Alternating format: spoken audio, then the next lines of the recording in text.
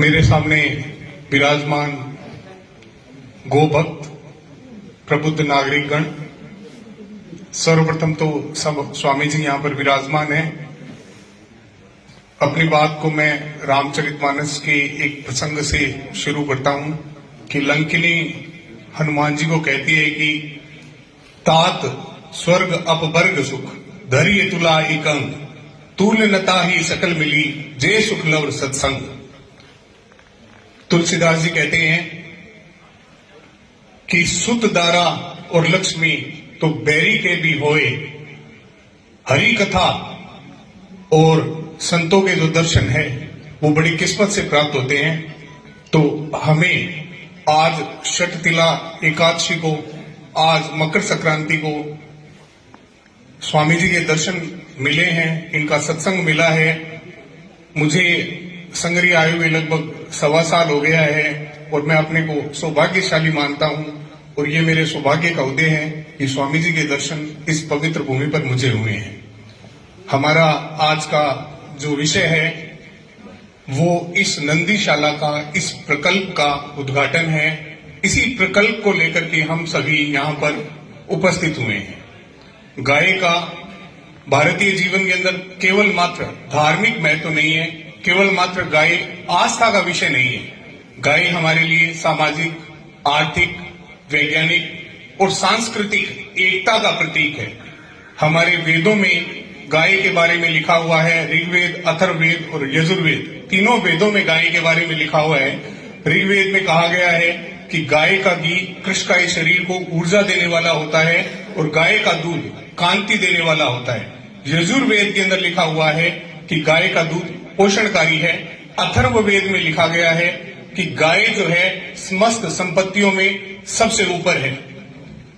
श्रीमद् भागवत गीता के अध्याय 10 श्लोक 28 के अंदर भगवान श्री कृष्ण कहते हैं, धेनु नाम अस्मि काम दुख, धेनुओं में मैं काम धेनु के समान हूं।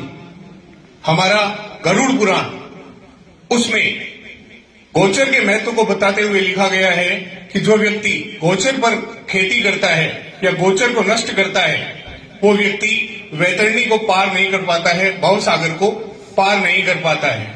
अगर हम इस वीर प्रसवनी भूमि का इतिहास देखेंगे तो हमारे सामने अनेक राजपूत राजा जिन्होंने हमने जिन्हें लोक देवता का दर्जा दिया है, गौओं के रक्षा के लिए उन्होंने अपने प्राण उत्सर्ग किए। आप चाहे गोगा जी की बात करें, पाबू जी की बात करें, तेजा जी की बात करें, फत्ता जी की बात करें, सभी ने केवल मात्र गायों की रक्षा के लिए अपने जीवन का उत्सर्ग कर दिया। हम अगर आधुनिक भारत में देखते हैं तो स्वामी दयानंद सरस्वती ने गायों के विषय के अंदर बहुत कुछ लिखा है। उन्होंने गोरक्षणी सभा की स्थापना 1882 के अंदर की थी। स्वामी दयानंद सरस्वती ने यह कहा था कि एक जीवित गाय 4,10,440 व्यक्तियों को एक समय का भोजन उपलब्ध कराती है, जबकि केवल मात्र एक गाय से 80 मांसाहारियों का पेट ही भर सकता है। तो इतना महत्व है, कहां 4,10,440 व्यक्ति और कहां केवल 80 व्यक्ति। उन्होंने अंग्रेजी सरकार को गो हत्या निषेध का अधिनियम जारी करने के लिए भी लिखा था। तो ये क्या कारण रहा कि जो इतनी महत्वपूर्ण गाय थी हमारे लिए, हमने उसके महत्व को भुला दिया। एक और बात मैं बीच में कहना चाहूंगा कि यूरोप के अंदर एक काउ थेरेपी नाम से एक थेरेपी चली है। कहते हैं कि यदि कोई व्यक्ति अवसाद में है, डिप्रेशन में है, वो यदि गायों के पास जाता है और गायों के शरीर पर हाथ फेरता है तो उसका डिप्रेशन दूर होता है। मैं ये कहना चाहता हूं कि जब ये गायें जो हमारे लिए जिनका इतना सांस्कृतिक महत्व है, जिनका इतना वैज्ञानिक महत्व है, उसके बावजूद वो सारी की सारी गायें हमारे लिए इस तरह से परित्यक्ता क्यों हो गई है। सबसे बड़ी बात है कि जो भौतिकतावाद है और जो हमारा स्वार्थ है, उस स्वार्थ की वजह से हमने गायों को घर से निकाल दिया है। ज्यादा पुरानी बात नहीं है, ट्रैक्टर को आए हुए 50 साल हो गए होंगे, 60 साल हो गए, 70 साल हो गए होंगे। उससे पहले गाय और नंदी हमारी जो कृषि व्यवस्था थी उस कृषि व्यवस्था का रीढ़ थी। लेकिन चूंकि ट्रैक्टर आने लगे और कृषि का यंत्रीकरण होने लगा, इस यंत्रीकरण की वजह से हमने गायों को भेज दिया। शायद आप सभी ने ये कहीं ना कहीं पढ़ा होगा निश्चित रूप से कि जो गिर नस्ल की गायें हैं उसकी रीढ़ के अंदर सूर्य केतु नाड़ी होती है, और कहते हैं कि सूर्य केतु नाड़ी जो है वो सूर्य की, चंद्रमा की और तारों की जीव ऊर्जा को ग्रहण करती है, और उस जीव ऊर्जा को ग्रहण करने के पश्चात गाय के दुग्ध में स्वर्ण जो लवण है वो आ जाते हैं। स्वर्ण लवण का मतलब सोने के कण नहीं है, स्वर्ण लवण का मतलब है कि वो दूध हमारे लिए इतना उपयोगी हो जाता है, उसका स्वास्थ्य के लिए महत्व, उसका चिकित्सकीय महत्व हो जाता है। आपने एक नया शब्द सुना होगा A2 प्रोटीन। जो हम साधारणतः दूध पीते हैं वो A1 होता है, लेकिन A2 प्रोटीन का जो दूध है वो अधिक सुपाच्य है। ये चीज अत्यंत जानने योग्य है। दूसरी जो मैं कहना चाहता हूं कि कोई भी गौशाला, कोई भी नंदीशाला, उसका जो आधार है वो आधार यही है कि वो आर्थिक रूप से सम्मलन प्राप्त उसे हो। जैसे हम पथमेड़ा की गौशाला की बात करेंगे या हम जो नागौर के अंदर गौशाला है उसकी हम बात करेंगे, ये सारी गौशालाएं आर्थिक रूप से संबल प्राप्त है।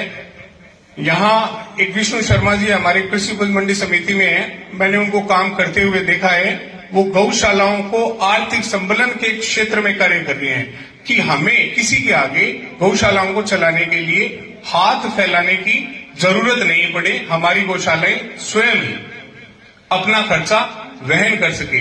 इसके अलावा यदि कहीं आवश्यकता पड़ती भी है तो इस कार्यकारिणी के जो भी सदस्य हैं वो जिस समाज में आते हैं, वह महाराजा अग्रसेन ने एक आह्वान किया था कि 1 रुपया और 1 ईंट। तो इस प्रकार का आह्वान हम भी कर सकते हैं, और बहुत सारे गांवों के अंदर ये व्यवस्थाएं हैं कि वो बीघे के हिसाब से पैसे इकट्ठे करके गौशालाओं में देते हैं। आप सोचिए, यदि किसी नंदी की वजह से या हमारी लापरवाही की वजह से कोई एक्सीडेंट सड़क पर होता है, उस एक्सीडेंट में हमारा कितना खर्चा हुआ है, हमारी गाड़ी का, व्यक्ति का जो खर्च। वहां एक गाय मर गई थी, उसके 15, 20, 25 दिन बाद में जब ऊपर का उसका शरीर क्षय हो गया तो अंदर से कम 30-40 किलो थैली उसके अंदर पड़ी हुई थी। तो मेरा आप सभी के माध्यम से ये आग्रह जरूर रहेगा कि पॉलीथीन, पहली चीज तो हम फेंके नहीं, क्योंकि हम पिछले 6 महीने 1 साल से समस्या देख रहे हैं कि कचरा ज्यादातर पॉलीथीन का कचरा होता है। बाकी सारा कचरा जो है वो डीके होने वाला है, वो नष्ट हो जाएगा, पॉलीथीन नष्ट नहीं होता है। तो ये भी गाय से जुड़ी हुई, समाज से जुड़ी हुई बात है कि उस पॉलीथीन को या खाने को कम से कम पॉलीथीन के अंदर डाल करके नहीं डाले, क्योंकि वो हमारी गाय खाएगी और निश्चित रूप से वो दुख पाएगी, उसको समस्या होगी। अब नंदीशाला के संदर्भ में कहूंगी, जब ये नंदीशाला का कार्य शुरू हुआ था तो रजनीश जी ने मुझे अप्रोच किया। मैं यहाँ काम देखने के लिए आया, मैं 1-2 बार यहाँ देख करके भी गया। आपका ये जो प्रकल्प है इसको आपने सिरे चढ़ाया है, इसमें प्रशासन की तरफ से कोई भी किसी भी प्रकार की सहायता की आवश्यकता होगी, निश्चित रूप से आप मुझे यहाँ पर खड़ा पाएंगे।